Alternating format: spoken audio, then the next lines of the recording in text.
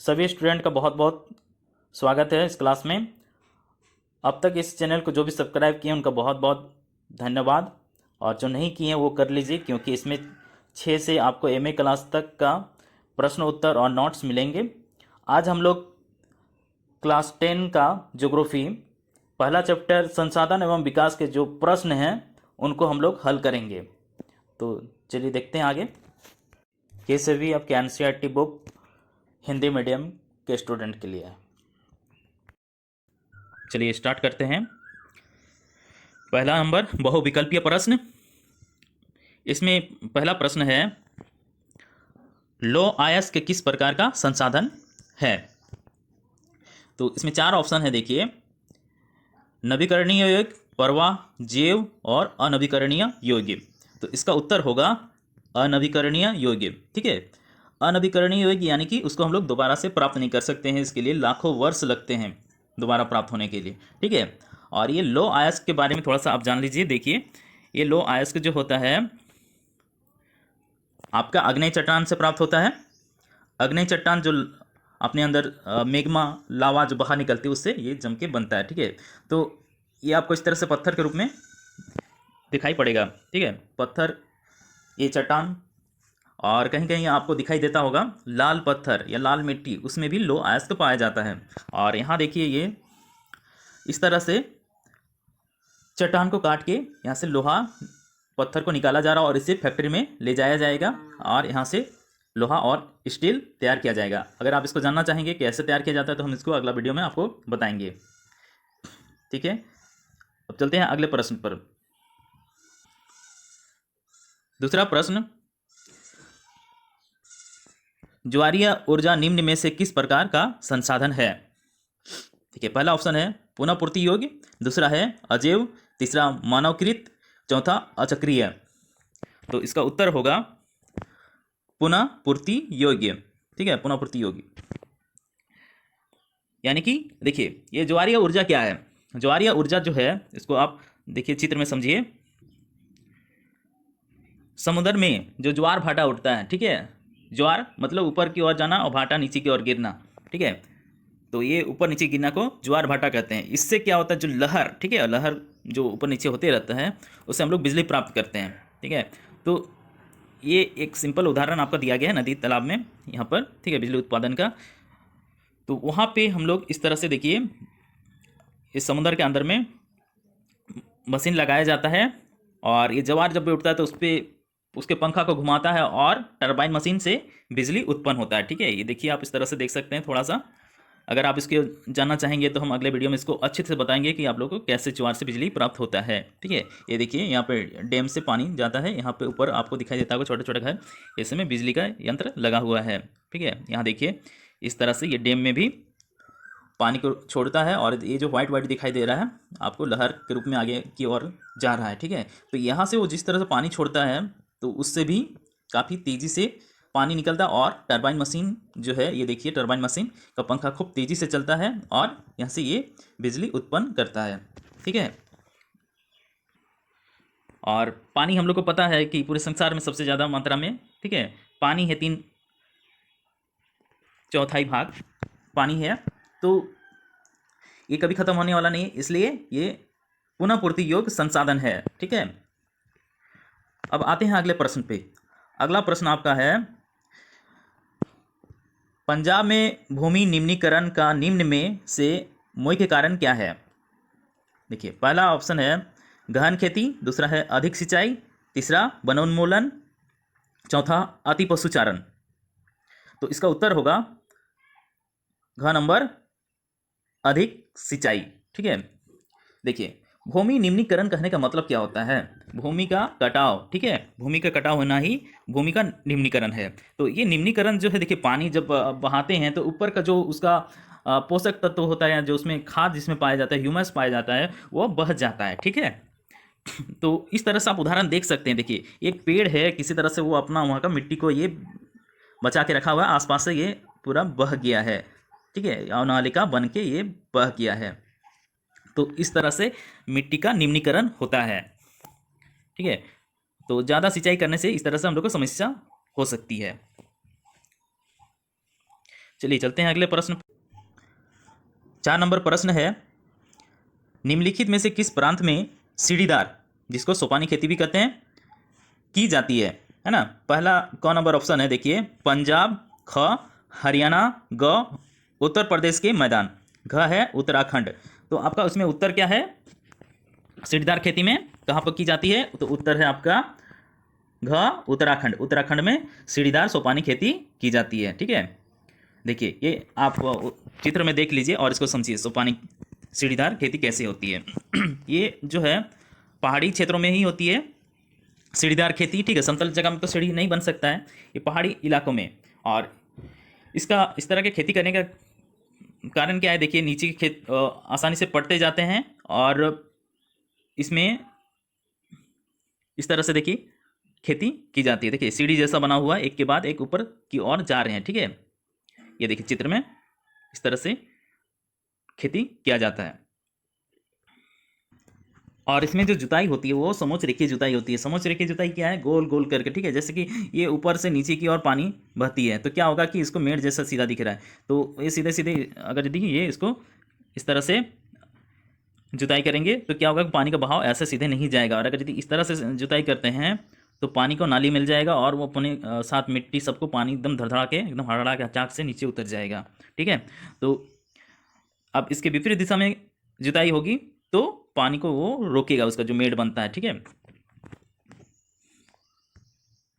ये हो गया समोच्च रेखीय जुताई और सोपानी कृषि। चलिए अब अगला प्रश्न देखते हैं। अगला प्रश्न 5 नंबर देखिए, इनमें से किस राज्य में काली मिट्टी पाई जाती है।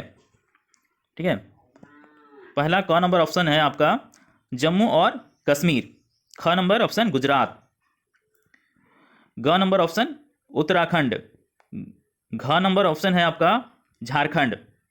ठीक है, काली मिट्टी पाई जाती किस राज्य में, तो काली मिट्टी इन चारों में से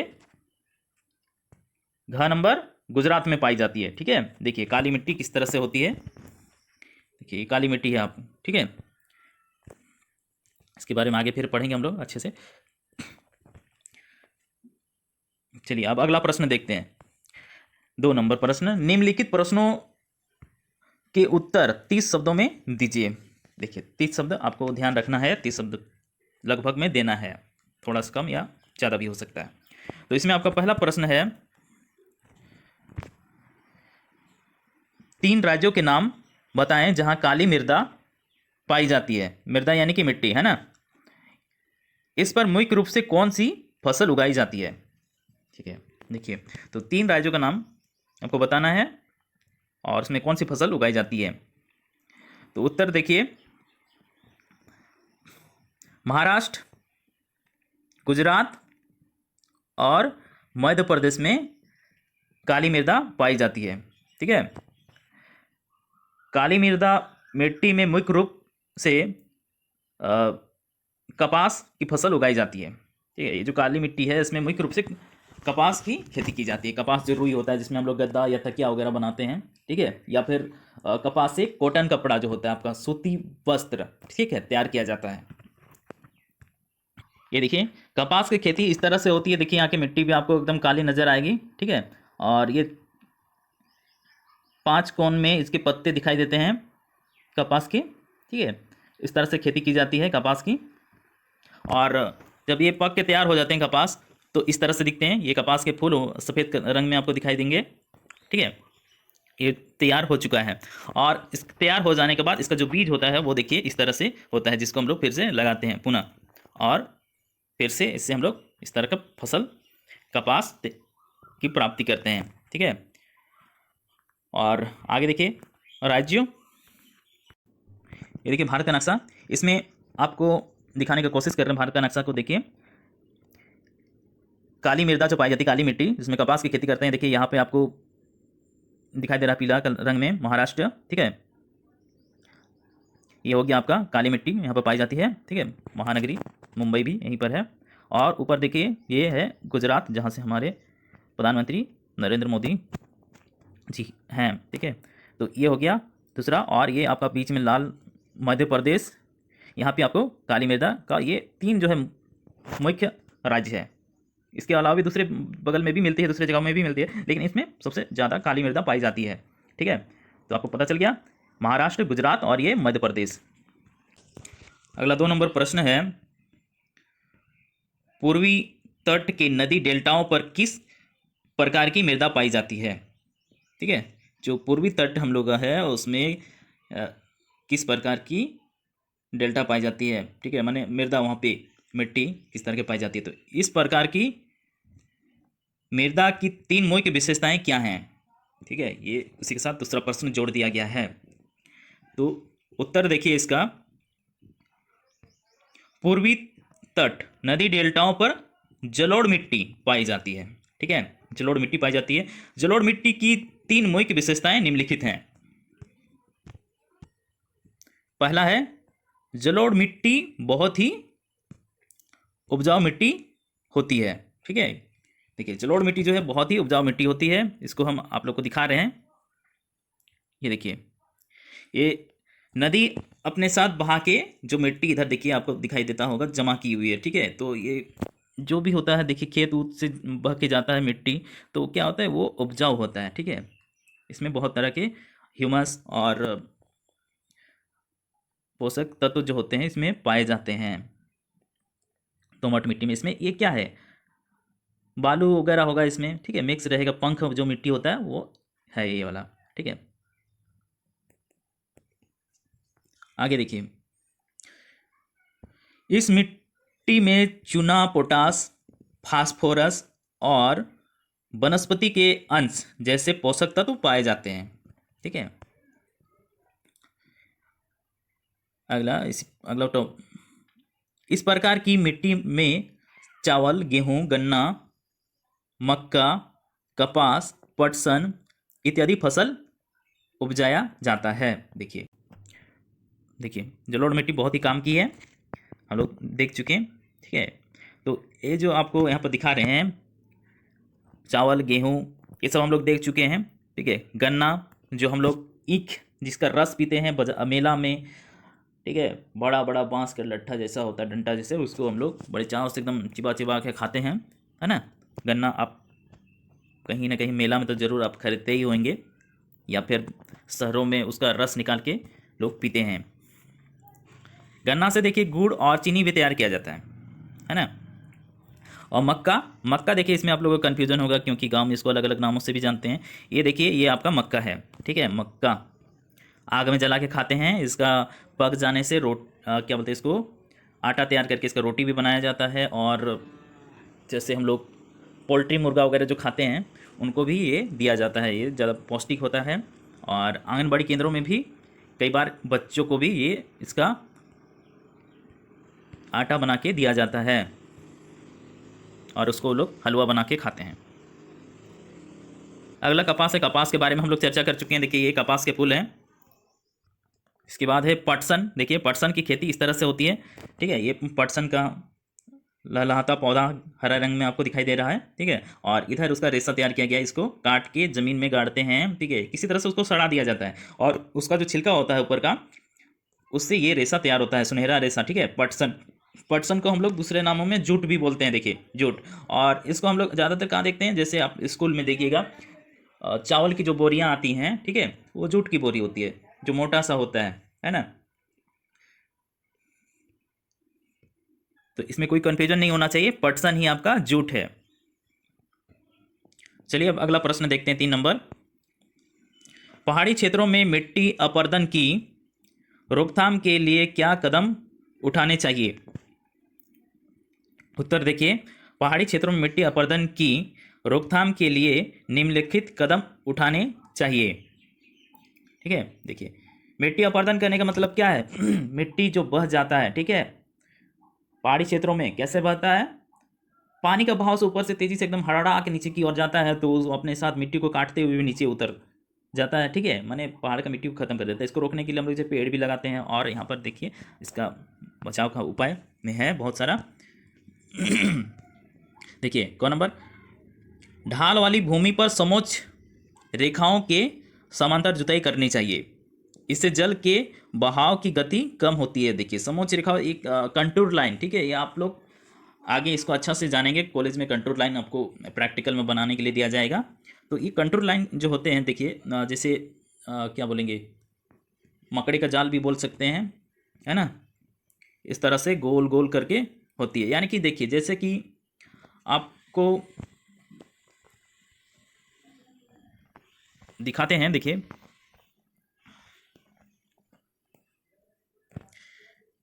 देखिए ऊपर से इस तरह से पानी बह के आ रही है, ठीक है, इस तरह से नदी पहाड़ से आएगी पानी।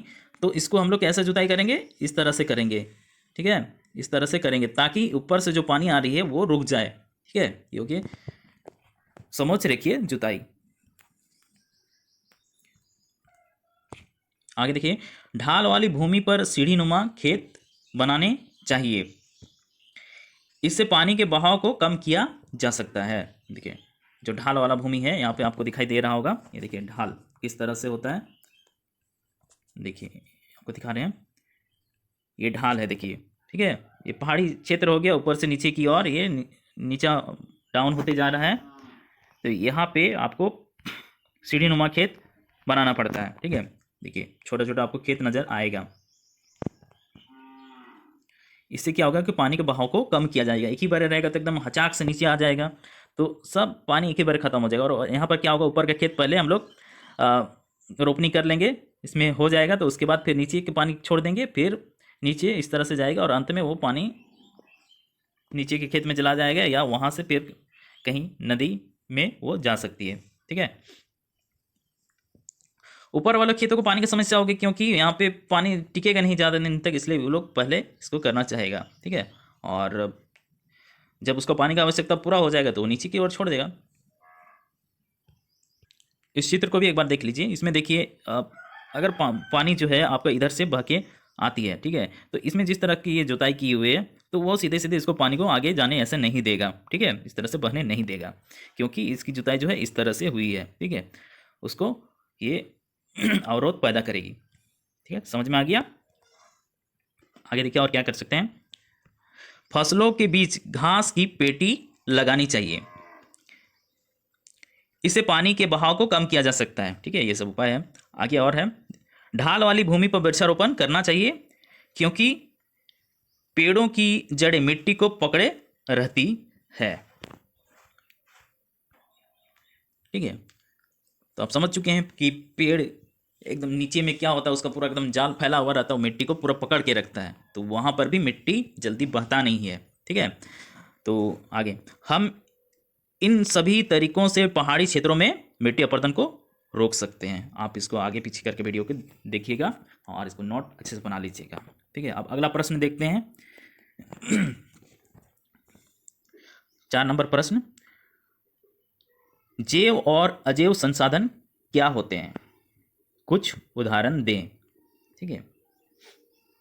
देखिए इसका उत्तर देखिए, जैव संसाधन वैसे संसाधन जिनकी प्राप्ति जीवमंडल से होती है, उसे जैव संसाधन कहते हैं।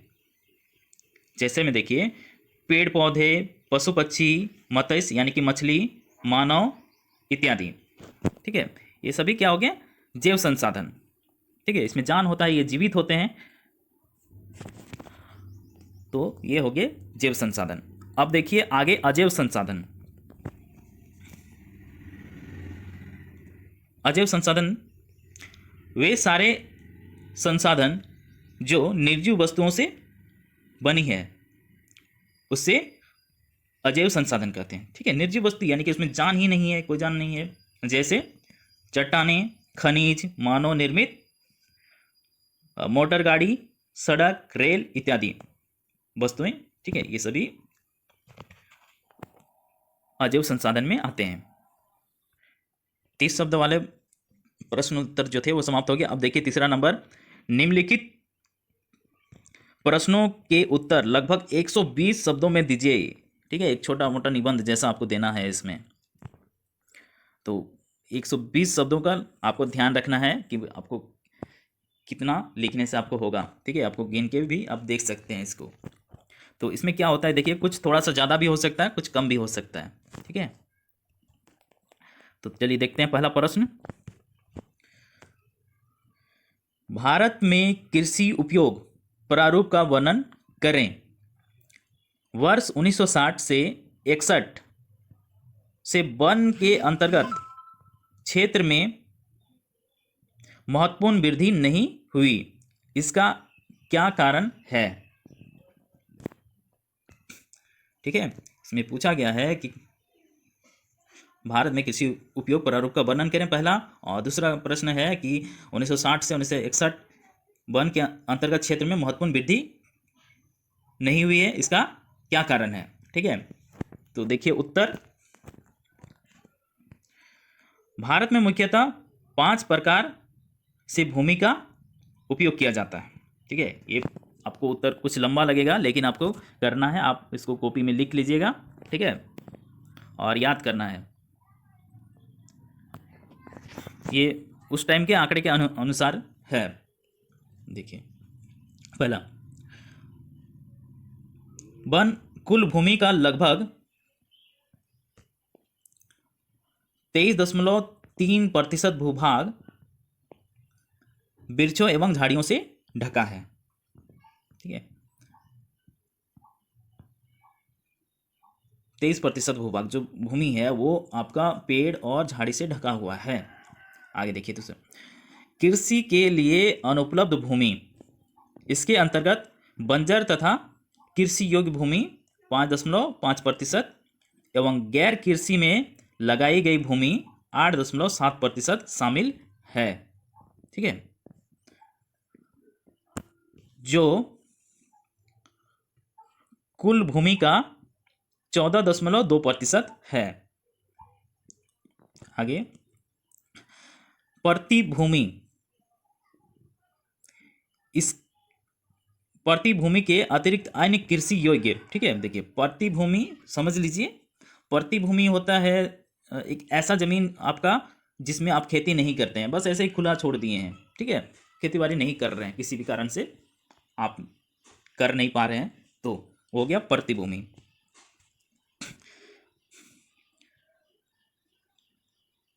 देखिए इसमें इसके अंतर्गत अस्थायी चारागाह, ठीक है, अब जब खाली छोड़ दिया तो वहाँ पर आदमी तो भेड़ बकरी बैल चराएंगे ही। ठीक है, तो वो अस्थायी चारागाह हो गया। तथा अन्य गोचर भूमि 3.3%, विविध वृक्षों वृक्ष फसलों तथा उपवनों के अधीन भूमि 1% तथा कृषि योग्य बंजर भूमि 4% सम्मिलित है, जो कुल भूभाग का 8.3% है। ठीक है, अब देखिए यहाँ पर चित्र में बंजर भूमि, देखिए ये आपको बंजर भूमि दिखा रहे हैं। बंजर भूमि क्या होता है, कंकड़ पत्थर इसमें होता है, या आजकल लोग बंजर जिस तरह से बना रहे, कहने का मतलब उसमें गंदे प्लास्टिक कांच वगैरह जो फेंक देते हैं, पत्थर वगैरह रहता है, तो वो भी खेती के लायक नहीं रहता। कौन अब कांच में खेती करने जाएगा। और कुछ तो प्राकृतिक तौर से भी होते हैं कि उसमें कंकड़ पत्थर बहुत ज़्यादा हैं, तो वो भी खेती के लायक नहीं होता है। तो ये हो गया बंजर भूमि, ठीक है, जिसमें आप खेती नहीं कर पाते हैं, लेकिन इसको हम लोग चाहें तो ऊपर से अच्छा मिट्टी डाल के हम लोग खेती कर सकते हैं, अगर उस तरह का सुविधा हो पाया तो। और प्रतिभूमि देखिए इस तरह से है, ये भूमि जो है उपजाऊ है, लेकिन क्या है कि हम लोग उस पर अभी खेती नहीं कर पा रहे हैं, किसी कारण से बाहर नौकरी करते हैं या फिर घर में आदमी नहीं है काम करने वाले, किसी भी कारण से नहीं कर पा रहे हैं, तो वो ज़मीन ऐसे खुला पड़ा हुआ है। इस पर आदमी कोई भी अब चारागाह के रूप में इसमें अब अपने मवेशियों जानवर जो हैं उनको चरा सकते हैं। ठीक है, आगे बढ़ते हैं। प्रतिभूमि,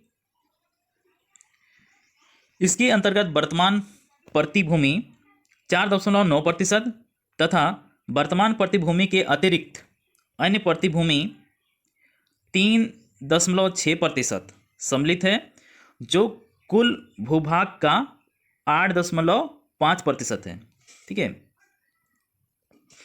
और आगे देखिए, शुद्ध निवल बोया गया क्षेत्र, इसके अंतर्गत 45.5% भूभाग सम्मिलित है। आगे, वर्ष 1960 से 1961 में वन 18.1% भूभाग पर वन था। ठीक है, वहीं वर्तमान आंकड़ों के अनुसार भारत में 23.3% भूभाग पर वन है। देखिए ये पुराना आंकड़ा, अभी इसमें परिवर्तन हो सकता है, अभी थोड़ा और कम हुआ होगा। वर्ष 1960 से 1961 से अब तक ये बहुत कम वृद्धि है। पर्यावरण संतुलन के लिए 33% भूभाग पर वन होना चाहिए। ठीक है, अब देखिए सरकारी वन भी होता है, उसमें फॉरेस्ट विभाग के जो पुलिस होते हैं वो लोग जंगल को बचाने का काम करते हैं, और बहुत सारी जगह में तो लोग अपने स्तर से भी बचाव का काम करते हैं। तो हम लोग दोनों ही चीज़ देख रहे हैं अब कि कहीं पेड़ लगाया जा रहा है तो कहीं पेड़ को काटा भी जा रहा है। तो देखते हैं आगे। इतने दिनों में वन क्षेत्र में महत्वपूर्ण वृद्धि नहीं हुई, इसके निम्नलिखित कारण हैं। देखिए पहला को बढ़ती हुई जनसंख्या के कारण घरेलू उपयोग के लिए वनों को काटा जाना।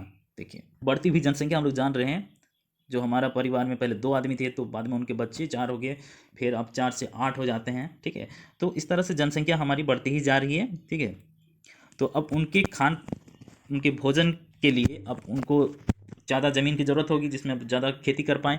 तो क्या करेंगे, अब जो जंगल थे उसको काट के अब खेत बनाने का काम किया जा रहा है। ठीक है, जिससे पर्यावरण को तो नुकसान होगा ही, लेकिन अब मजबूरी में आदमी क्या करे। आगे देखिए, ग्रामीण क्षेत्रों में ईंधन की आपूर्ति हेतु पेड़ों को काटा जाना। ठीक है, पेड़ को काटते हैं और उसके जो डालियाँ वगैरह होती है उसको हम लोग खाना बनाने के लिए जलाते हैं। ठीक है, हालांकि अभी सरकार सभी को गैस दिला रही है। ठीक है, जो भी गरीब परिवार सबको गैस दे रही है, लेकिन फिर भी बहुत सारी जगह अभी भी हैं जहाँ पे लकड़ी से ही खाना तैयार किया जा रहा है गांव में। ठीक है, आगे देखते हैं, वनों को साफ कर कृषि भूमि में बदला जाना। ठीक है, अब जनसंख्या ज़्यादा हो गया तो अब जंगल को काट के खेत बनाया जा रहा है। अगला है, विभिन्न प्रकार के उद्योगों के लिए कच्चा माल हेतु पेड़ों की कटाई। ठीक है, कच्चे माल के लिए पेड़ों की कटाई हो रही। जैसे पहला तो आपका देखिए, जो हम लोग किताब कॉपी में पढ़ते लिखते हैं तो ये सब भी पेड़ों से ही प्राप्त होता है, लकड़ी से उसको तैयार किया जाता है। ठीक है, और फर्नीचर वगैरह भी बनाया जाता है। ठीक है, लकड़ी का बहुत सारा हम लोग खिड़की दरवाज़ा पलंग वगैरह बनाते हैं, और भी बहुत सारे उद्योग में फैक्ट्री में उसका इस्तेमाल हो रहा है। आगे, विभिन्न प्रकार के परियोजनाओं के कारण वनों का ह्रास होना।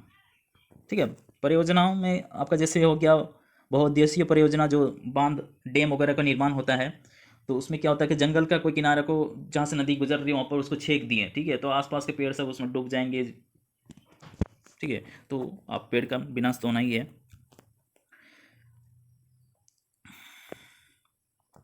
ठीक है, आप पेड़ का कटा हुआ चित्र देखिए, इस तरह से पेड़ को काट के अपने काम में आदमी लगाते हैं, अपने स्वार्थ कहें या फिर आवश्यकता जो भी, और इस तरह से लोग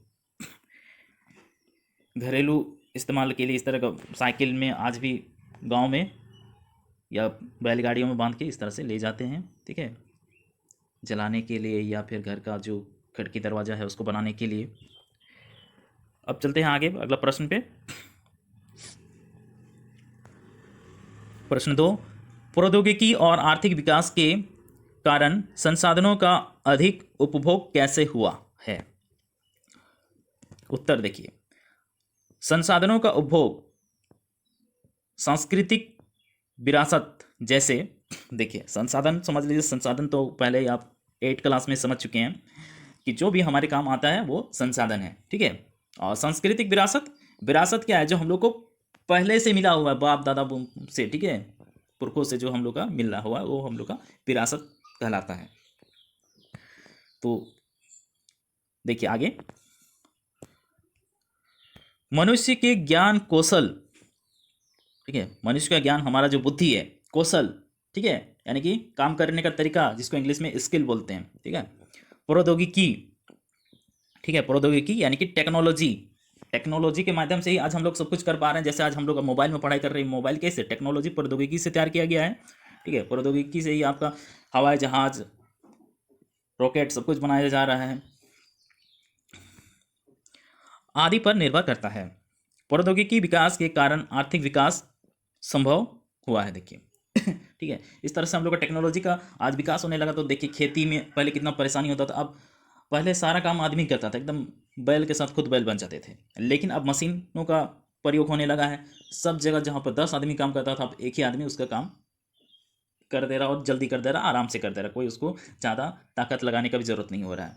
ठीक है, खेत रोपना, काटना, धान को झड़ाना और पुआल उसके कुट्टी बनाना, ये सारा बहुत उस तरह का बहुत, ये तो सिंपल चीज़ हो गई किसानों के लिए।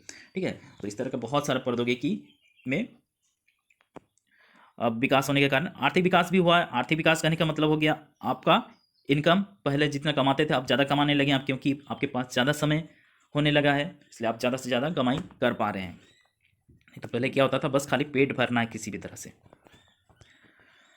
आगे देखिए, जिससे संसाधनों का उपभोग, उपभोग करना मतलब इस्तेमाल करना, ठीक है, बढ़ा है। आदि कई क्षेत्रों संसाधनों में धनी है, लेकिन वहाँ प्रौद्योगिकी विकास नहीं हुआ है। ठीक है, टेक्नोलॉजी का विकास कहीं कहीं नहीं भी हुआ है। तो इन उपलब्ध संसाधनों का उपभोग संभव नहीं है। ठीक है, प्रौद्योगिकी और आर्थिक विकास के कारण ही विभिन्न प्रकार के खनिज पदार्थों को भूगर्भ से निकालना संभव हो पाया है। ठीक है, नहीं तो देखिए वो भूगर्भ जमीन के अंदर ही रह जाता, हम लोग उसको निकाल नहीं पाते, जैसे पेट्रोल, डीजल, कोयला, ठीक है, ये सब अंदर ही रह जाता तो लोग निकाल नहीं पाते। आज भी देखिए बहुत कुछ हम लोग कर सकते हैं, लेकिन नहीं कर पाते क्योंकि हम लोग पास उतना टेक्नोलॉजी अभी नहीं आया है। ठीक है, और आने से भी हम लोग उसको उतना खर्चा वहन नहीं कर सकते, हम लोग खर्चा नहीं उठा सकते हैं। आगे देखिए, आदिम अवस्था में मनुष्य वनस्पति एवं पशुओं पर निर्भर था।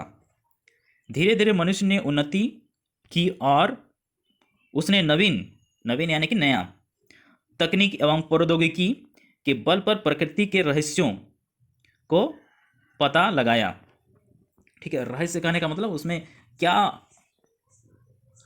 अनजाना सा बात है। ठीक है, अब जिसको हम लोग नहीं समझ पा रहे, नहीं जान पा रहे थे, उसको अब हम लोग जानने का कोशिश किए कि ऐसा क्यों हो रहा है।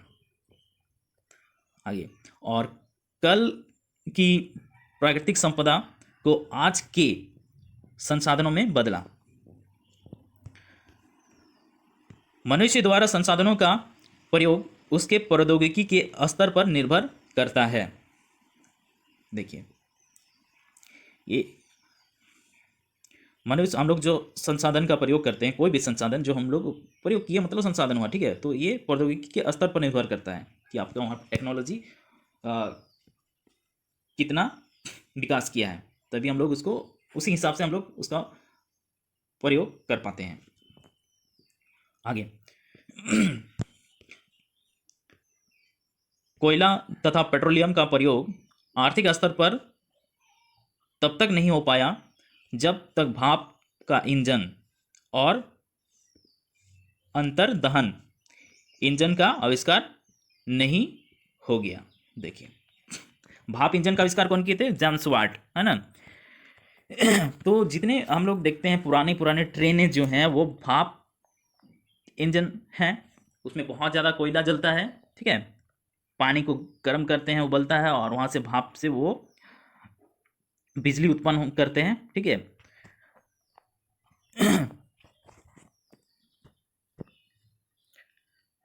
लेकिन अब हम लोग देखते हैं अब के ट्रेन जो है वो बिजली से चलते हैं सीधे, जो और उसका सप्लाई, ठीक है, या तो ज्वारीय ऊर्जा या फिर कहें बड़े बड़े डैम नदियों से प्राप्त करते हैं, और उसी से आज हम लोग का ट्रेन जो है चल रहा है। कुछ कुछ ट्रेन ही हैं जो भाप इंजन से चल रहे हैं। ठीक है, कोयला जिसमें बहुत ज़्यादा प्रदूषण भी होता है। कोयला ऐसा संसाधन है जो ख़त्म हो सकता है, लेकिन जो पानी से तैयार बिजली है वो ख़त्म नहीं होगा। देखिए, झारखंड में कोयला बहुत मात्रा में पाया जाता है और ये जो कोयला है ना विदेशों में भी जाता है, और विदेश में लोग इस कोयला से बिजली उत्पन्न कर रहे हैं। झारखंड गरीबों का अमीर राज्य। चलिए आगे देखते हैं। अतः प्रौद्योगिकी और आर्थिक विकास के कारण ही संसाधनों का अधिक उपभोग हुआ है। ठीक है, लोग जान चुके हैं, क्योंकि टेक्नोलॉजी आ जाने से अब हम लोग अपना विकास भी अच्छा से कर पा रहे हैं। पहले से हम लोग का स्थिति अब सुधार होने लगा है। पहले हम लोग सिर्फ खाने पे ही सोचते थे, बदन पे कपड़ा भी ठीक से नहीं हो पाता था। ठीक है, आज हम लोग के पास अच्छे मकान भी, पक्का मकान है, खाने को बहुत कुछ है, और पहनने को भी अच्छे अच्छे कपड़े हैं। तो ये सब प्रौद्योगिकी के कारण ही हुए हैं, टेक्नोलॉजी। ठीक है, अभी जैसे कपड़ा आसानी से तैयार किया जा रहा है, पहले कपड़ा तैयार करने में बहुत मुश्किल होता था। ठीक है, हाथ से चरखा घुमा के कपड़ा तैयार करना बहुत दिक्कत होता था। अब देखिए, इसी से आगे देखिए, यहाँ चांद पे जो गए हैं वो भी टेक्नोलॉजी के इस्तेमाल करके ही चांद पे कदम रख सके। मिलते हैं अब अगले क्लास में।